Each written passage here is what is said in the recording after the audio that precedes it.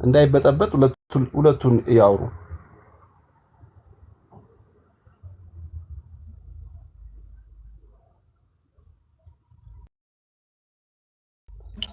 ሚኪዬ እኔ በመሀል ተቋርጦብኝ ነበር። የተፈጠረ ነገር ነበር እንዴ? አይ ምንም አልተፈጠረም። ሚኪ በመሀል ተቋርጦብኝ አይሰማኝም ነበር ያልኩ። ኖ ሊዘረግፈን ነበር። እንደዚህ አይነት ምልክት ያሳያል።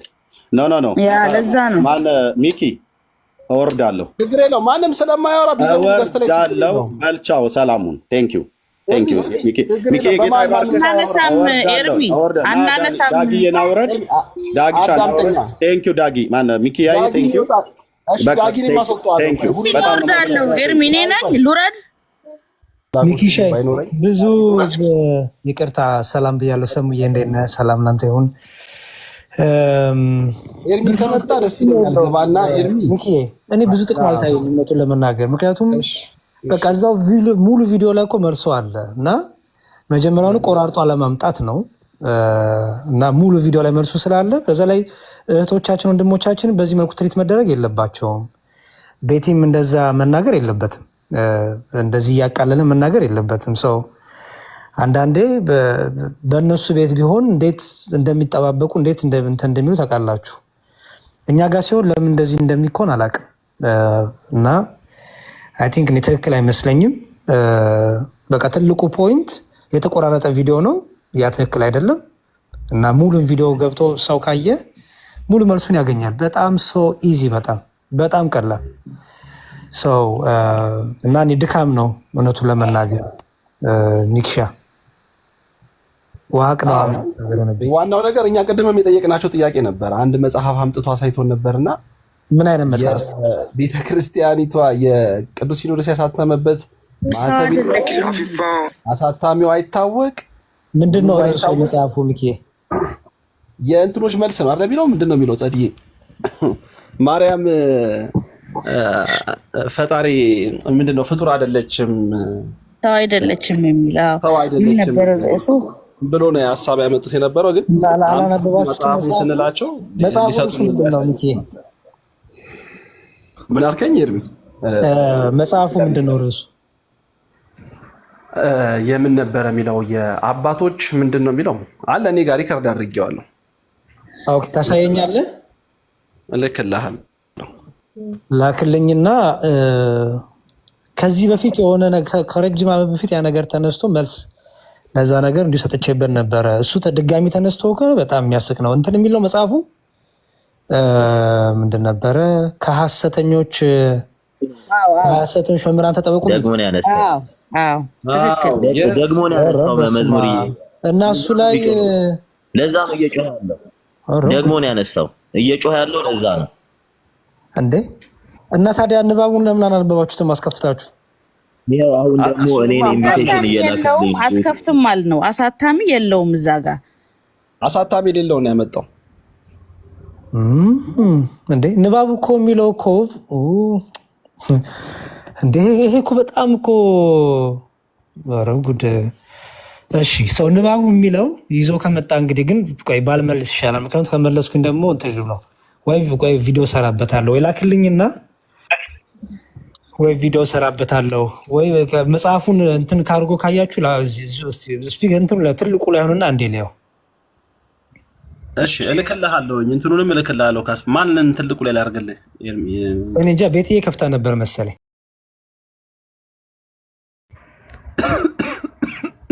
ኧረ ማን ነው?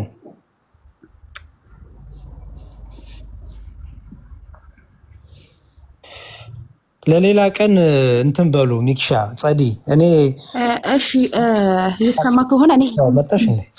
እሺ ምን እንበል ለሌላ ቀን ያሬዱ ግጻጼ እኮ ናፍቆናል። አይ ጸዲ ረጅም ጊዜ ግሳጼ ሳይሆን ብልህ መሆን ያስፈልጋል።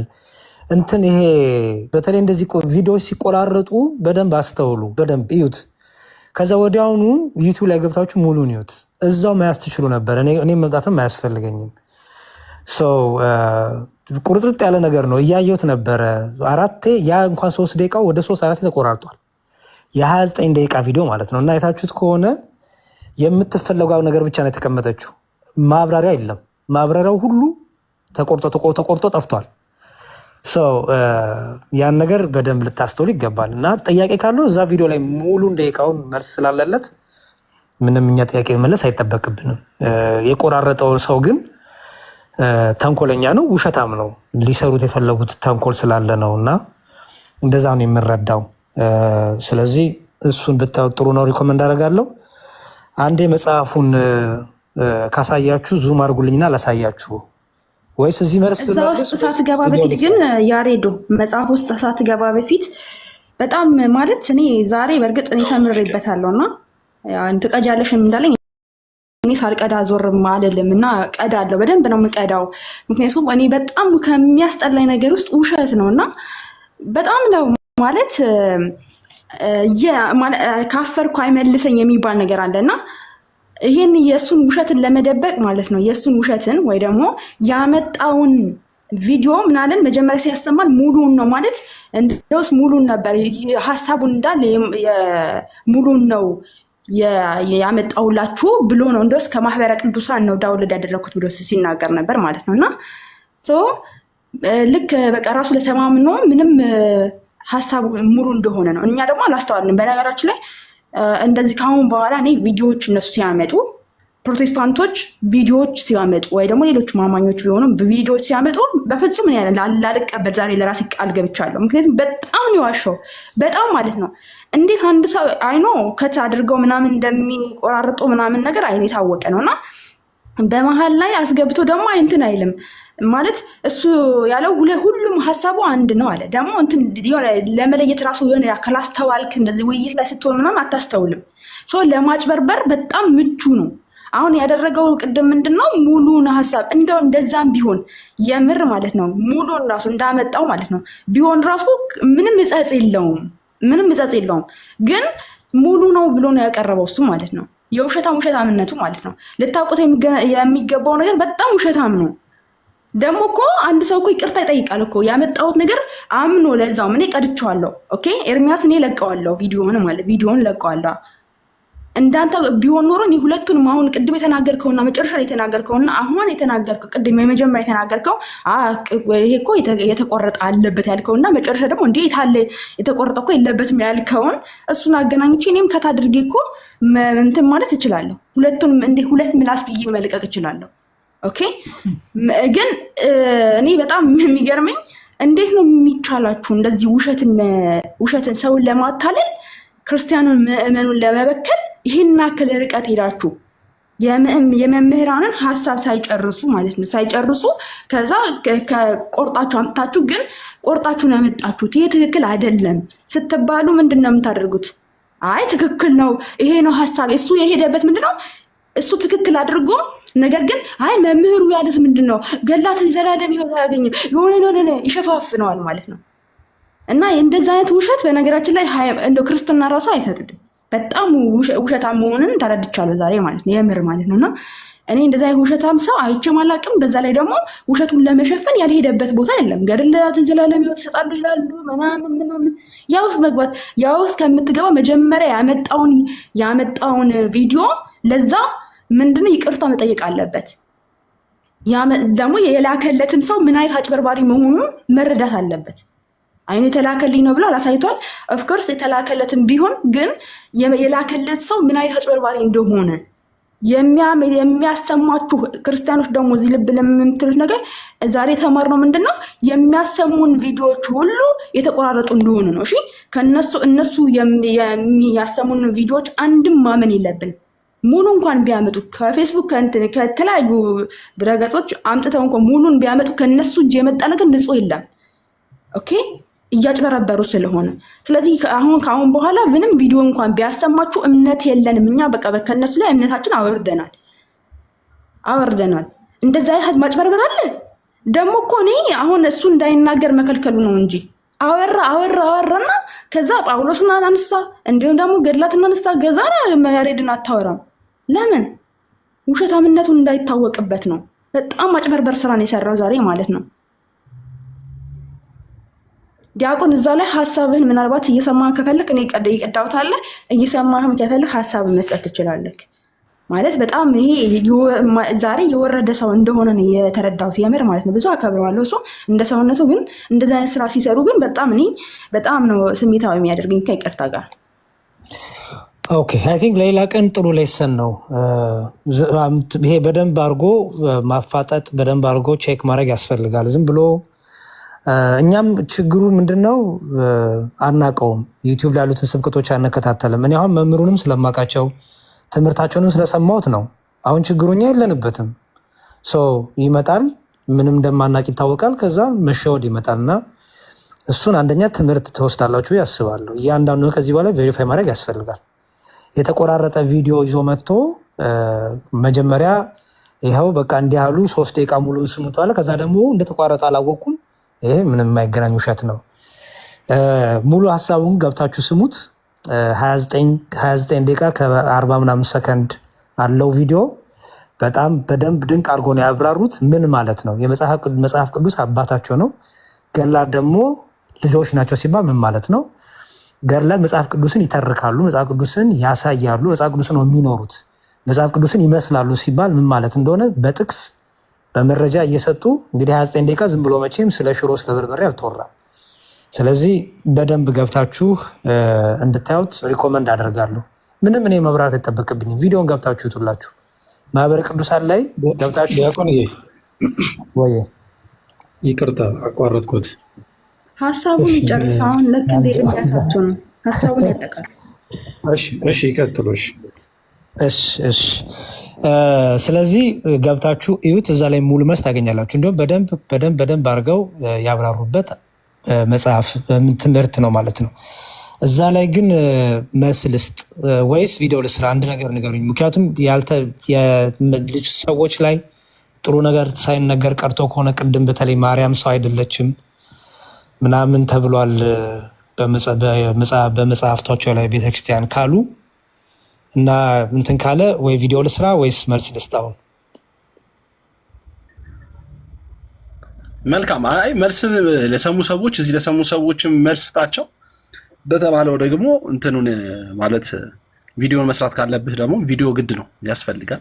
ምክንያቱም እንዲህ አይነት ነገሮች ጥሩ ናቸው ቪዲዮ ቢሰሩ ብዙ ሰዎች ይቅርታ አድርጉልኝና ብዙ እኔ ቅድምም ስሰማ ነበርና እድል ስላልሰጣችሁኝ ነው። ቅድምም በጣም ብዙ ነገር ነው የተናገረውና እዛ ላይ እንደው ዲያቆን እንድታብራራ ሰውም ደግሞ እንዳይወዛገብ መሰረታዊ የሆኑ ጥያቄዎችም ሰው መረዳት ያለበትን ነገር ግልጽ እንድታረጉት እሱ ከተናገረው አንጻር እኛም ደግሞ ጥያቄ መጠየቅ ያለብን ነገሮች ስላሉ እኛም ጥያቄ ያለኝና አንደኛው ነገር እሱ ከተናገረው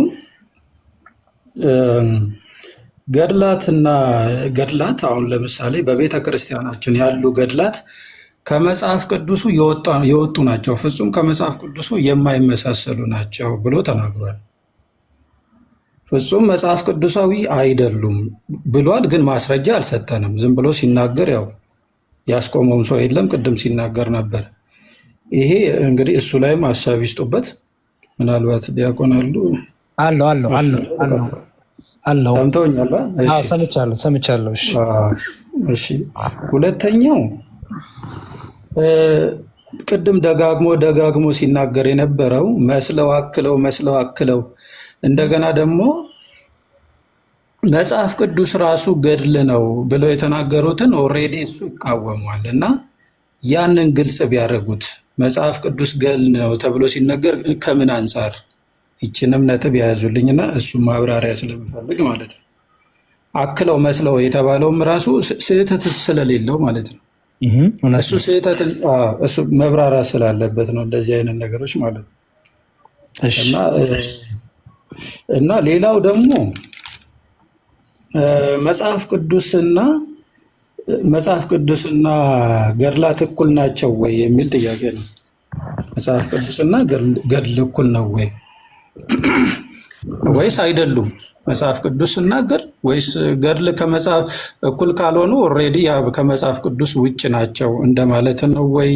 እንደው እርሶ ያብራሩትና እኔ በዛው ግልጽ ያልሆኑ ነገሮች ካሉ ጠይቃለሁ። ኦኬ እሺ፣ ይሄን ነው አይደለ? ጸዲ፣ ሚኪ፣ ቤቲ ይሄ ነው መጽሐፉ አይደለ? ይሄ የእናንተ ሰው ነው። ፎቶ የላክልኝ በውስጥ በቴሌግራም። ይሄ ቅድሙን አይደለ ዳጊስ ያሳየው የነበረው ይሄን ነው። ዳጊስ ያሳየ የነበረው እሱ ነው። ይሄን ነው አይደል? ጸድ ያለሽ አለሁኝ። ኦኬ ይሄ ነው አይደል? እሱ ነው። እሺ ራሱ ነው። ጥሩ ይታያችኋል ብዬ አስባለሁ። ይነበባል አይደል? ይነበባል።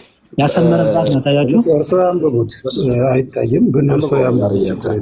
ኦኬ እንደዛውንስ አሁን ይታያችኋል። አምሹር እሺ። እነሱ ምንድን ነው ያሏችሁ? እስኪ ንገሩኝ። መጀመሪያ ጸዲ ንገሪኝ። አንቺ ምንድን ነው ያሏችሁ? ድንግል ማርያም ሰው አይደለችም። ኦኬ ከዛ ይሄን ይላል ነው ያለኝ። ብሎ አወጣው እንጂ ገና ላትነበብ ነው። ያ አውጥቶታል ኦልሬዲ። ልክ እንደዚህ ግን አላነበበልንም፣ አላስነበብ ነው ማሳየን የከደታተማል ነው። አሃ እሺ ጥሩ። ይሄም ፎቶ አንስተውት ይላኩልኝ። እሺ በደንብ አስተውሉና አንብቡት። የተሰመረበትን ይዩት። ምን ይላል? ከላይ ያለው ጽሁፍ ዙም ስላደረኩት ነው። እሷም የእግዚአብሔር ባሪያ ሆና ላለችው ለመላኩ እንዲያለችው ይላል። በዚያ ጊዜ ዋህድ ቃል ወይም አንዱ ቃል ማለት ነው። ዋህድ ቃል ሲባል አንዱ ቃል እንደማለት ነው። ወልድ ዋህድ እናል አይደል? ወልድ ዋህድ እንላለን። ዋህድ ቃል እግዚአብሔር ከስጋዋ ስጋ ይሁት እዚህ ጋር ከነፍሷ ነፍስ ነሶ ሰው ሆነ። መጽሐፍት እንደሚልና ከዚህ ወጥቶ ይላል። ይሁት እዚህ ጋር ከዚህ ወጥቶ ጥንተ አብሶ ነበረባት ወይም ውርስ ኃጢአት ጥንተ አብሶ ነበረባት ወይም ይልና የነጻችው ከብስራት በኋላ ነው። እሷ ሰው ናት ከሰማይ አልወረደችም። ይሁት እሷ ሰው ናት ከሰማይ አልወረደችም። ያሰመርበት አይደለ የሚለው አይደል? ኦኬ እሷ ሰው ናት ከሰማይ አልወረደችም። ምን እያለ ነው? ጥንተ አብሶ አለባት፣ ኃጢአት አለባት። እሷ እኮ ንጹህ አይደለችም። ከሰማይ ወረደች፣ ንጹህ አይደለችም። እሷ ከሰማይ ወረደች አይደለችም፣ ሰው ናት። ስለዚህ የውርስ ኃጢአት አለባት፣ ጥንተ አብሶ አለባት። እንዲሁም ገብርኤል ካበሰራት በኋላ ነው የነጻችውን የሚሉትን እየገሰጹ ነው እዚህ ጋር። ይኸው መሳሳት ብቻ አይደለም ሳይሆን በደልም ድፍረትም ነው ይላሉ። እንደዚህ ብሎ መናገር እሷ ኃጢአት አለባት፣ ጥንተ አብሶ አለባት፣ በደል ነውር አለባት፣ ንጹህ የሆነችው ከገብርኤል ካበሰራት በኋላ ነው ብሎ መናገር። እንደዚህ የሚናገሩ ሰዎች ምን ይላሉ? እሷ እኮ ሰው ናት ከሰማይ አልወረደችም፣ ስለዚህ ኃጢአተኛ ናት ብሎ መናገር፣ ኃጢአት አለባት ብሎ መናገር መሳሳት ብቻ ሳይሆን በደልም ድፍረትም ነው ነው የሚለው።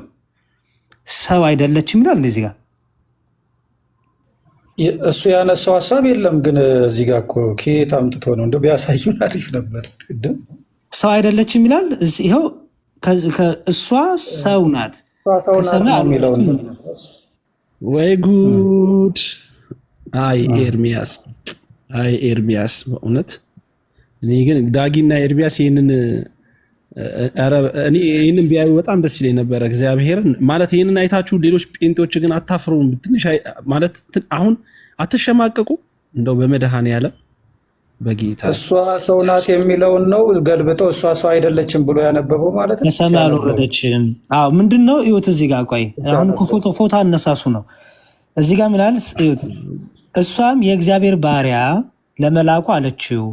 በዚህ ጊዜ ዋህድ ቃል እግዚአብሔር ከስጋዋ ስጋ ከነፍሷ ነፍስ ነሶ ሰው ሆነ ይልና መጽሐፍት እንደሚል ከዚህ ወጥቶ ይላል። እዩት ከዚህ ወጥቶ ወይም ከዚህ በተለየ ሀሳብ ጥንተ አብሶ ነበረባት ወይም የነጻችው ከብስራት በኋላ ነው። እዩት እዚህ ጋር በኋላ ነው። እሷ ሰው ናት ከሰማይ አልወረደችም። እንደዚህ የሚሉት መሳሳት ብቻ አይደለም በደልም ድፍረትም ነው ብሎ የተናገሩት። ሰው አይ እሷ ከሰማይ ብትወርድ ንጽሕት ናት፣ ከሰማይ ወረደች ብትሆን ቅድስት ናት፣ ንጽሕት ናት።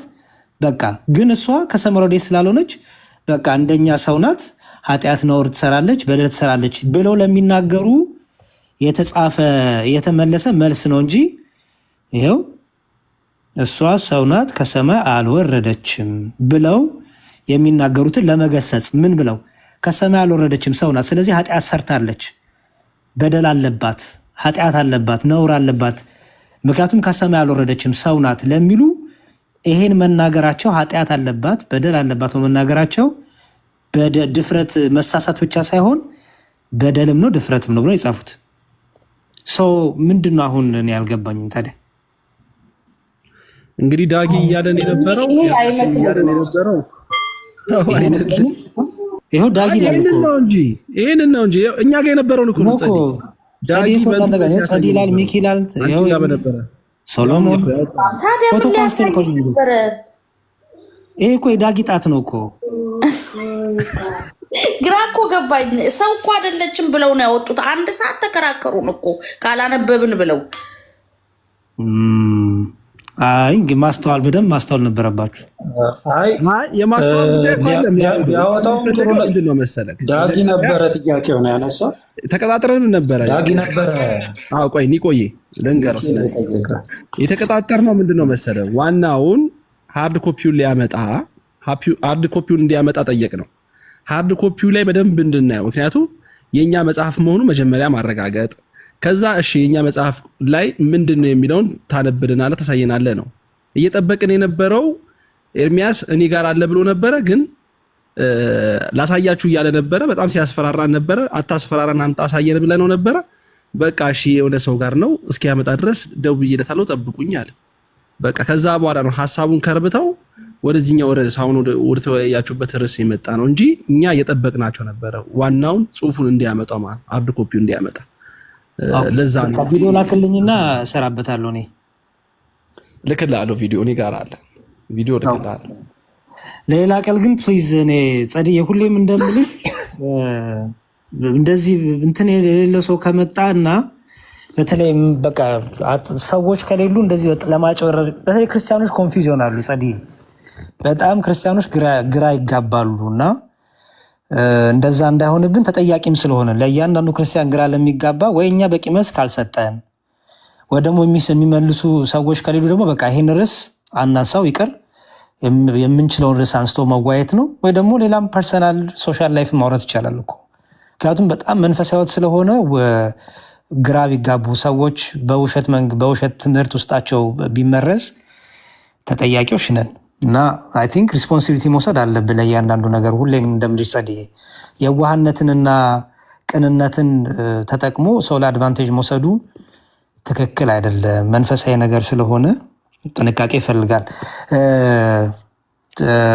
ቅድም የተጠየቁትን ልመልስባቸው።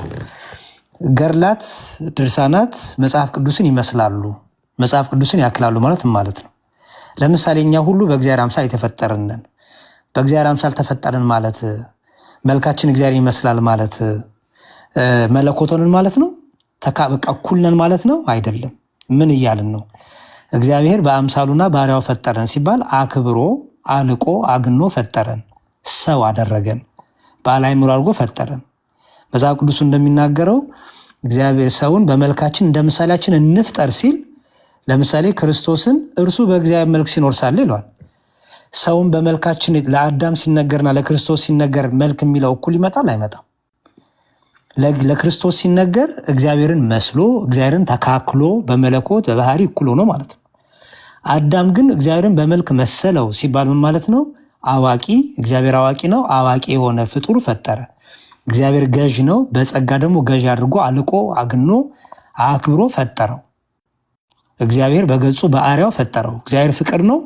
ፍቅርን ሊሰጥ የሚችል ሰው ፈጠረ ነው። እግዚአብሔር ገዢ ነው። እግዚአብሔር መሐሪ ነው። እግዚአብሔር አዋቂ ነው። ስለዚህ ያንን እግዚአብሔር ያንን መልክ ያንን ባህሪ ለሰው ሰጠው፣ በጸጋ ሰጠው ማለት ነው።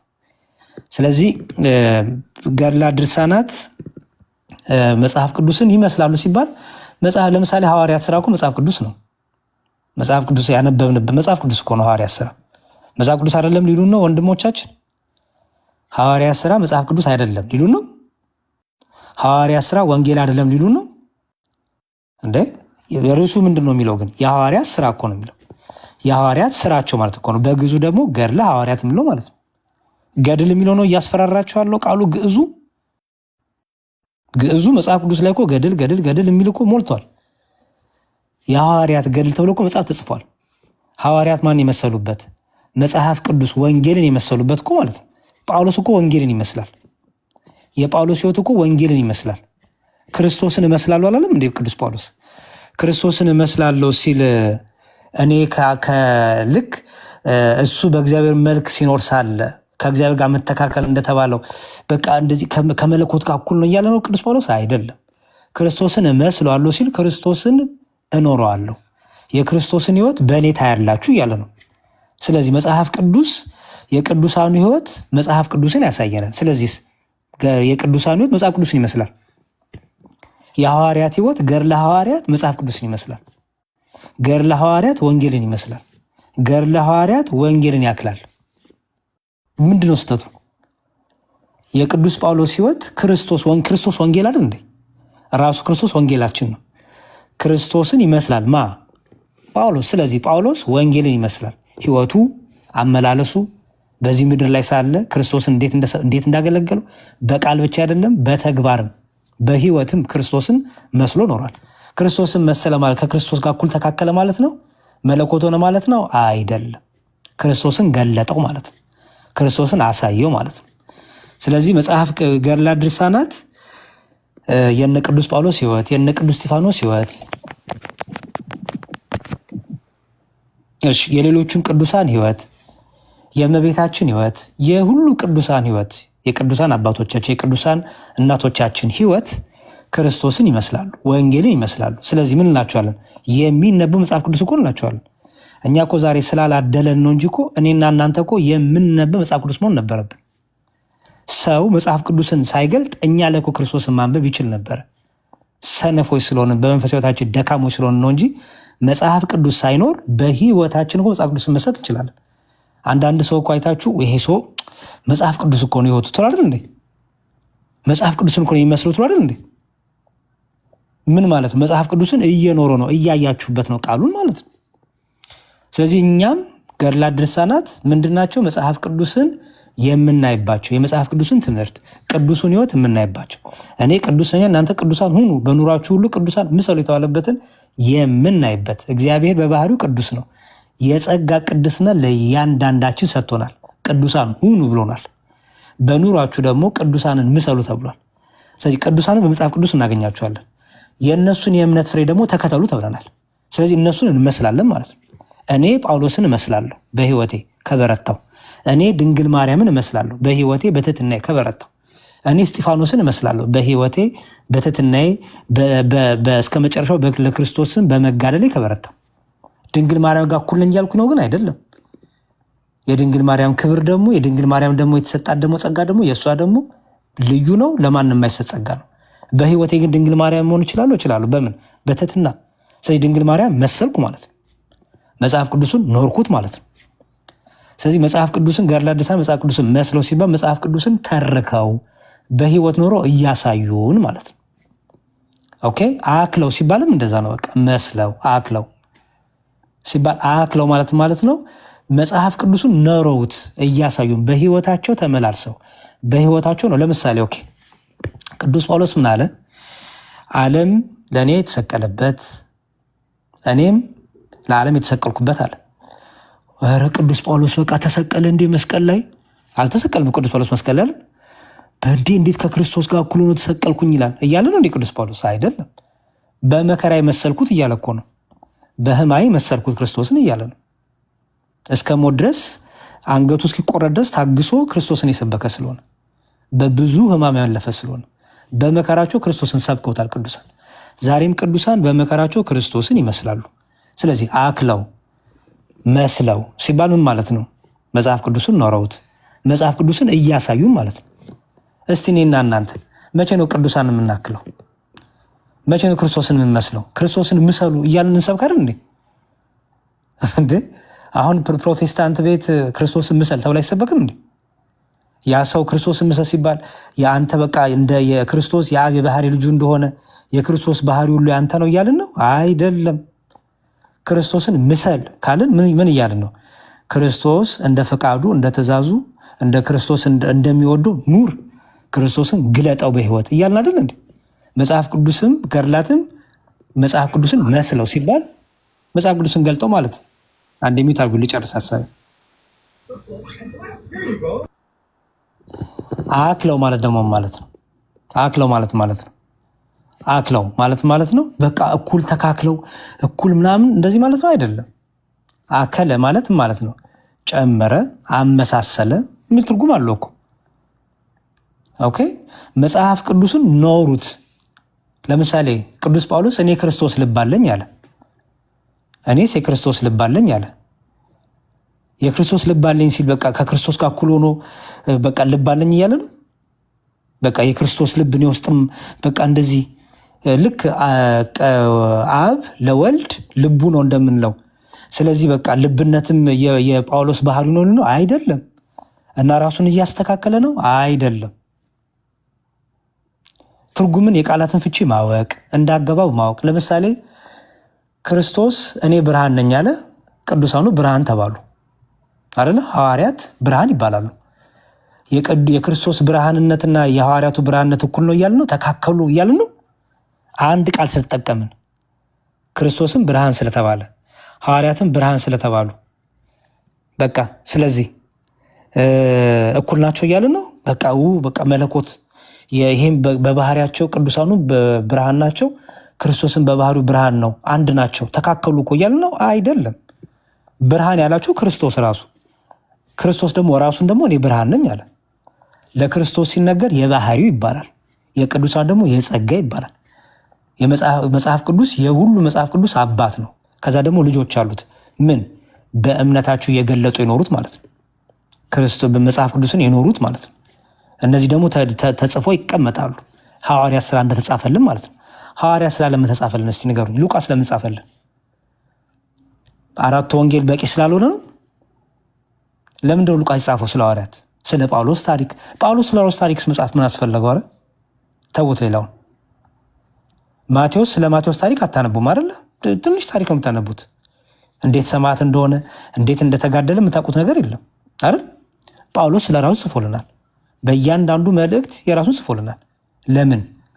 በቃ ከወንጌል ጋር እኩል ሆኖ ጳውሎስ ተካክሎ አክሎ ማለት ነው አይደለም። ስለዚህ መስለው አክለው የሚለውን በደንብ አድርጋችሁ ልትረዱት ይገባል። ይሄ ነው በቃ ትክክለኛው። ስለዚህ መጽሐፍ ቅዱስን ቅዱሳን ይመስላሉ። ገድላት፣ ድርሳናት የቅዱሳኑ መጋደል፣ የቅዱሳኑ ሕይወት፣ የቅዱሳኑ በዕለት ዕለት የሚደርስባቸው ሰማዕትነት፣ ለክርስቶስ ሲሉ የከፈሉት ዋጋ ሁሉ መጽሐፍ ቅዱስን ያሳየናል። ተንቀሳቃሽ መጽሐፍ ቅዱሳቻችን ናቸው ቅዱሳን። እስጢፋኖስ ለእኔ የክርስቶስ ድንቅ ምስክሩ ነው። ተንቀሳቃሽ መጽሐፍ ቅዱሴ ናቸው እነ እስጢፋኖስ፣ እነ ጳውሎስ፣ ድንግል ማርያም። እንደና እንደናንተ ዝም ብሎ ወይ እንደሚሰድቧቸው እንደሚነቅፏቸው በርገራቸውን እየገለበጡ እንደፈለጉ እየተኙ እያንኮራፉ አይደለም። ቀን ከሌሊት ታምነው ክርስቶስን ያገለግሉ ናቸው።